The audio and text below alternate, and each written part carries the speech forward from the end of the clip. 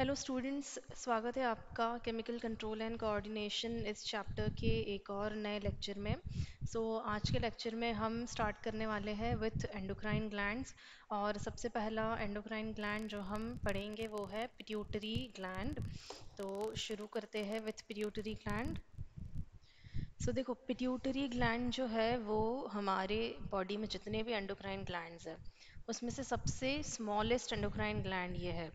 ठीक है, आप कमेंट सेक्शन में मुझे बताएंगे कि सबसे लार्जेस्ट ग्लैंड कौन सा है हमारे बॉडी में। Not endocrine gland but overall सारे ग्लैंड्स को मिला के सबसे लार्जेस्ट ग्लैंड का नाम आपको कमेंट सेक्शन में बताना है। पहली चीज़ इसके बारे में ये है कि that it is the smallest endocrine gland. अब मैं यहाँ पे सिर्फ एंडोक्राइन ग्लैंड्स की बात कर रही हूँ। सारे एंडोक्राइन ग्लैंड्स में से पिट्यूटरी ग्लैंड ये सबसे स्मॉलेस्ट एंडोक्राइन ग्लैंड है। इसका साइज़ होता है एक मटर के दाने के जितना। It is P sized. ठीक है, मटर के दाने के जितना इसका साइज़ है, यानी काफ़ी छोटा। अब आपको इसके साइज़ का अंदाज़ा मिल गया होगा एक। और ये होता है रेडिश ग्रे कलर का। रेडिश ग्रे कलर का ये ग्लैंड होता है। और इस ग्लैंड को हम बोलते हैं मास्टर ग्लैंड। इसे मास्टर ग्लैंड कहा जाता है। और मास्टर ग्लैंड क्यों कहा जाता है? क्योंकि हमारे बॉडी में जितने भी दूसरे एंडोक्राइन ग्लैंड्स हैं, अभी पढ़ेंगे हम उनके बारे में आगे। उन सारे एंडोक्राइन ग्लैंड्स को ये कंट्रोल करता है, पिट्यूटरी कंट्रोल करता है। वो ग्लैंड्स कब अपने हार्मोन्स सिक्रीट करेंगे, कब उन हार्मोन्स का सिक्रीशन बंद करेंगे, ये सारी उनको जो कमांड्स मिलती है वो पिट्यूटरी ग्लैंड से ही मिलती है। तो क्योंकि ये बॉडी में सिचुएटेड दूसरे एंडोक्राइन ग्लैंड्स को कंट्रोल करता है, इसको हम मास्टर ग्लैंड बोलते हैं। तो ये चीज़, अब देखते हैं हम इसका लोकेशन, ये कहाँ प्रेजेंट होता है। तो ये हमारे ब्रेन में ही सिचुएटेड होता है, हमारे ब्रेन में प्रेजेंट है। बट ब्रेन में एग्जैक्टली कहाँ देखेंगे। सो ये जो है ये हाइपोथैलेमस के नीचे होता है। हाइपोथैलेमस ये डायनसेफेलॉन का फ्लोर फॉर्म करता है ना, तो हाइपोथैलेमस के नीचे है। इसका स्ट्रक्चर भी समझेंगे हम आगे। It is situated below hypothalamus.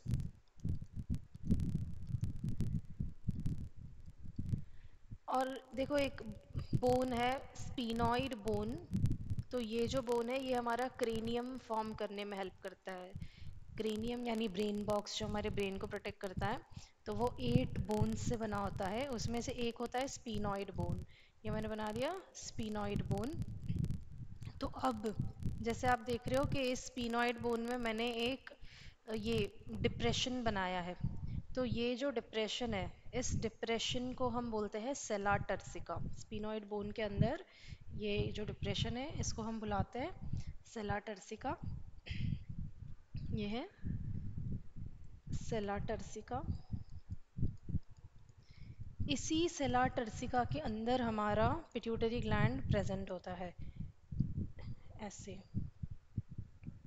अगर ये सपोज हाइपोथैलेमस से ऊपर, तो हाइपोथैलेमस को ही अटैच्ड होता है पिट्यूटरी एक स्टॉक लाइक स्ट्रक्चर की मदद से। और ये ऐसे इस सेला टर्सिका के अंदर ये आपका पिट्यूटरी ग्लैंड इस तरीके से सिचुएटेड हो। ये जो मैंने नीचे बनाया ये पिट्यूटरी ग्लैंड को रिप्रेजेंट करता है। हाइपोथैलेमस के भी नीचे it is present in sella turcica of the sphenoid bone.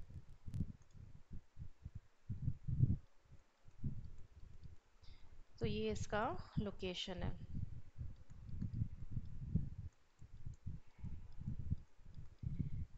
ये जो नोट्स है आप चाहो तो मेरे साथ साथ लिख सकते हो, या फिर इसका स्क्रीनशॉट लेके रख सकते हो। बाद में आप अपने टेक्स्ट नोटबुक में इसको नोट डाउन भी कर सकते हो। अब देखो, ये था इसका लोकेशन।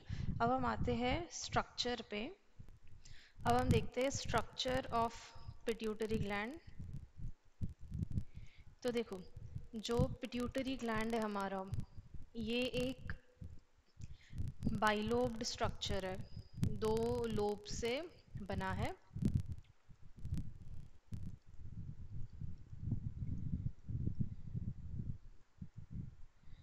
तो ये दो लोब्स कौन से हैं?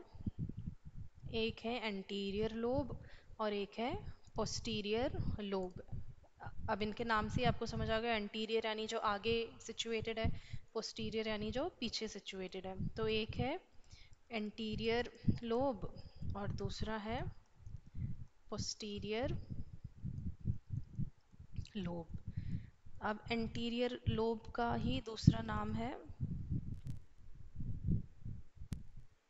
Adeno hypophysis.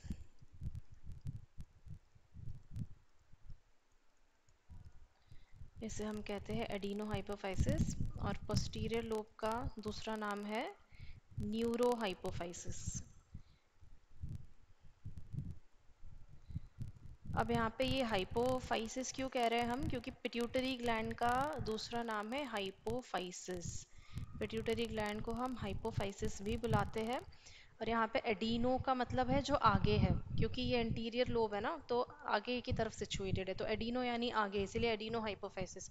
न्यूरो हाइपोफाइसिस क्योंकि ये जो पार्ट लोब है पिट्यूटरी का, पोस्टीरियर लोब, वो हाइपोथैलेमस से कनेक्टेड है through some neurons, through some axons, इसीलिए इसे हम कहते हैं न्यूरो हाइपोफाइसिस। तो इसको हम आगे और अच्छे से समझेंगे, पर उससे पहले मैं यहाँ पे आपको इनका ओरिजिन भी बता देती हूँ। ये जो दोनों ही लोब्स है पिट्यूटरी ग्लैंड के, ये दोनों लोब्स हमारे बॉडी के अलग अलग स्ट्रक्चर्स में से ओरिजिनेट हुए हैं। यानी कि पिट्यूटरी ग्लैंड का ओरिजिन जो है वो डुअल है। ये दोनों लोब्स अलग अलग पार्ट से ओरिजिनेट हुए हैं। जो एडिनो हाइपोफाइसिस है वो हमारे बक्कल कैविटी के रूफ से ओरिजिनेट होता है। तो this is originated from the roof of buccal cavity. कैसे? अब समझो कि ये जो है ये आपकी बक्कल कैविटी की रूफ है।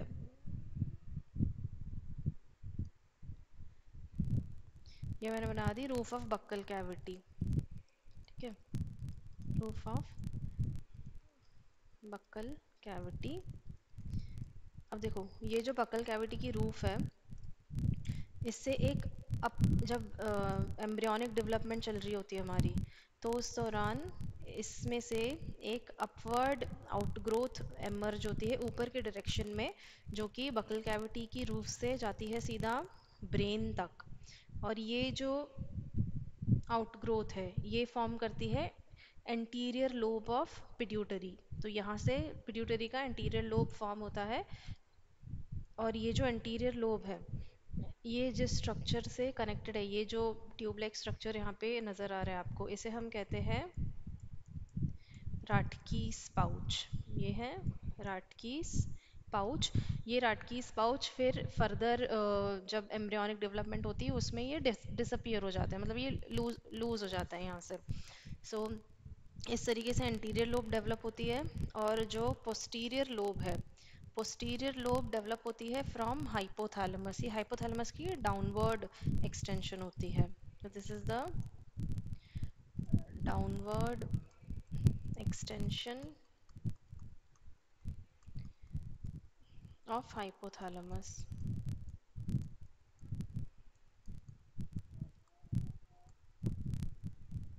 अब हाइपोथैलेमस कहाँ होगा? इधर कहीं ऊपर।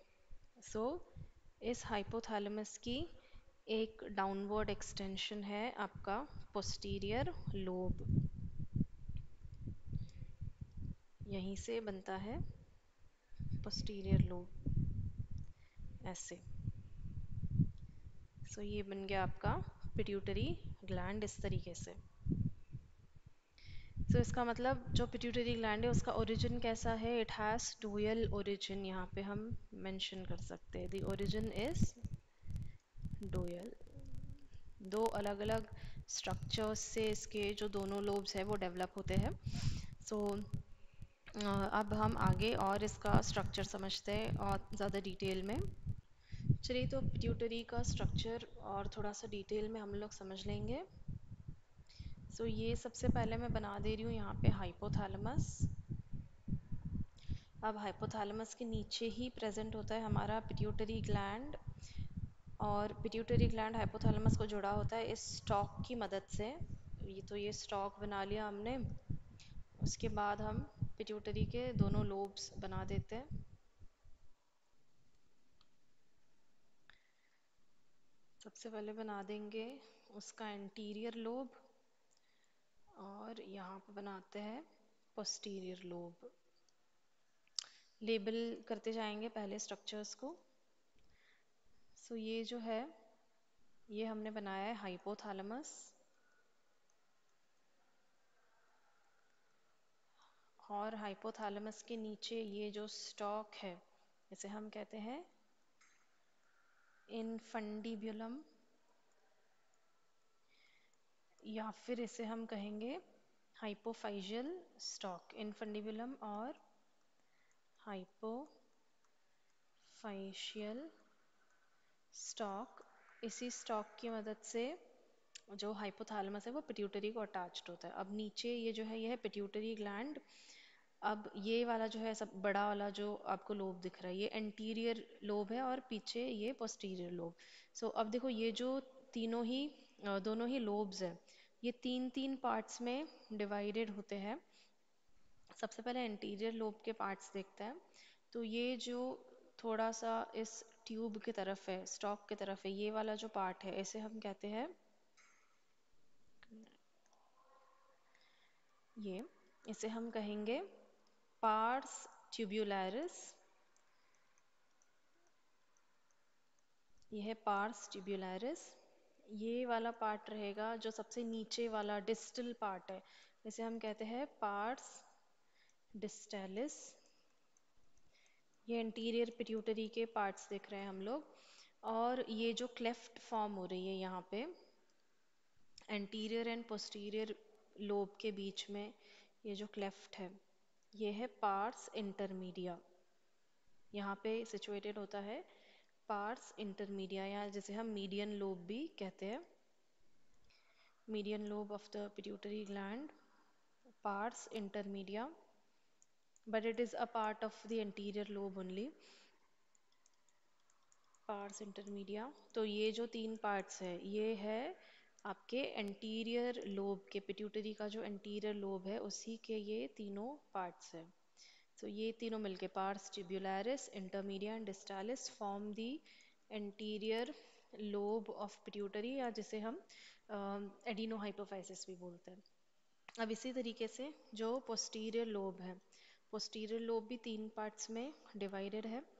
यहाँ पे सबसे पहला पार्ट है पोस्टीरियर लोब का जिसे हम कहते हैं मीडियन एमिनेंस।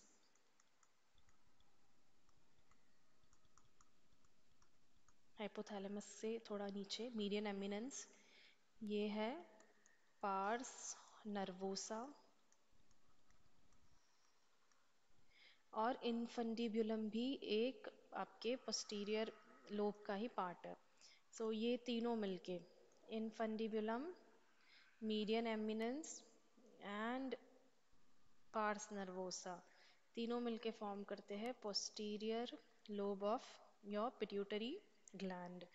सो ये था पिट्यूटरी का बेसिक स्ट्रक्चर। अब हम देखेंगे कि ये जो एंटीरियर लोब है और पोस्टीरियर लोब है पिट्यूटरी का वो हाइपोथैलेमस से कैसे कनेक्टेड है, इनका जो फंक्शनल कनेक्शन है वो कैसे है, वो अभी हम आगे की स्लाइड में देखेंगे। अब इसके लिए हम फिर से वो पूरा स्ट्रक्चर बना देंगे। हाइपोथैलेमस बना देते हैं, इसके नीचे स्टॉक बना देंगे, इनफंडिबुलम, और दोनों लोब्स, पिट्यूटरी के जो दोनों लोब्स हैं वो यहाँ बना देंगे हम लोग। ये रहा इंटीरियर लोब और ये पोस्टीरियर लोब। इसे फिर से एक बार लेबल कर देते हैं। This is your hypothalamus, infundibulum,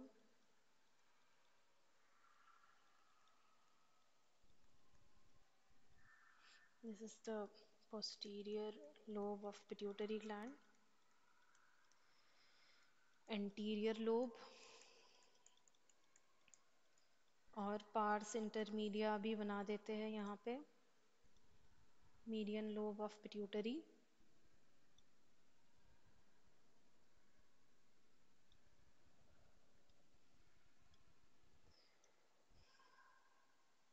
इसे हम मीडियन लोब भी कह सकते हैं या पार्स इंटरमीडिया भी कह सकते हैं, मीडियन लोब। तो अब देखिए, ये जो anterior lobe and median lobe है वो हाइपोथैलेमस को कनेक्टेड होते हैं थ्रू स्पेशल वास्कुलर सिस्टम जिसको हम बोलते हैं हाइपोफाइजल पोर्टल सिस्टम। यहाँ पे प्रेजेंट होती है हाइपोफाइजल आर्टरी। ये हाइपोफाइजल आर्टरी ब्रेक होगी टू फॉर्म कैपिलरीज। अब इस हाइपोफाइजल आर्टरी से एक when emerge out, in capillary से एक वेन एमर्ज आउट होती है जिसे हम कहते हैं हाइपोफाइजल पोर्टल वेन। ये वेन आके सीधा ओपन होगी हमारे पिट्यूटरी के एंटीरियर लोब में, और फिर से यहाँ पे ये ब्रेक होके फॉर्म करेगी कैपिलरीज,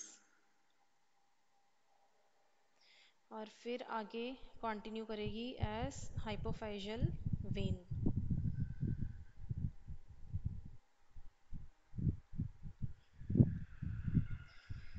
सो ये जो हाइपोफाइजल पोर्टल सिस्टम है इसके थ्रू आपका एंटीरियर पिट्यूटरी कनेक्टेड होता है हाइपोथैलेमस के। सबसे पहले लेबल कर देते हैं फिर समझते हैं कैसे। This is hypophysial artery, this is hypophysial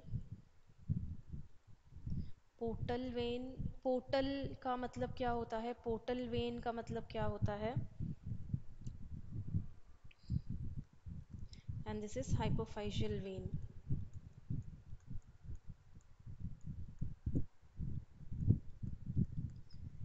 portal vein का मतलब, देखिए यूजुअली क्या होता है हमारे बॉडी में किसी भी ऑर्गन से जो वेन एमर्ज आउट होती है, समझो कि ये कोई ऑर्गन है। अब यहाँ से अगर कोई वेन निकलती है इस ऑर्गन से तो वो वेन सीधा जाके ओपन होगी हार्ट में थ्रू इधर सुपीरियर वीना केवा और इंफीरियर वीना केवा। इसको ओपन होना है सीधा जाके हार्ट में। लेकिन अगर किसी एक ऑर्गन से निकल के ये जो वेन है हार्ट के पास जाने के बजाय बीच में किसी दूसरे ऑर्गन के पास चली गई, तो ये जो वेन है ना, फ्रॉम ऑर्गन 1 टू ऑर्गन 2, और वो ऑर्गन 2 आपका हार्ट नहीं होने वाला है, बॉडी का कोई दूसरा ऑर्गन होने वाला है। तो ऐसी जो वेन है जो दो डिफरेंट ऑर्गन्स को हमारे बॉडी की कनेक्ट करती है उसको हम कहते हैं पोर्टल वेन। ऐसी वेन जो किसी एक ऑर्गन से निकल के हार्ट के बजाय किसी दूसरी ऑर्गन में जा रही है। तो यहाँ पे भी क्या हो रहा है, हाइपोथैलेमस से ये वेन निकल के आ रही है सीधा पिट्यूटरी के पास, ये हार्ट के पास सीधा अभी नहीं जा रही है, तो इसीलिए इसको हम पोर्टल वेन बुलाते हैं। सो अब पोर्टल वेन के बाद ये जो हाइपोफाइजल वेन है, ये हाइपोफाइजल वेन फिर यहाँ से सीधा जाएगी आपकी सुपीरियर वीना केवा के साथ कनेक्ट होगी।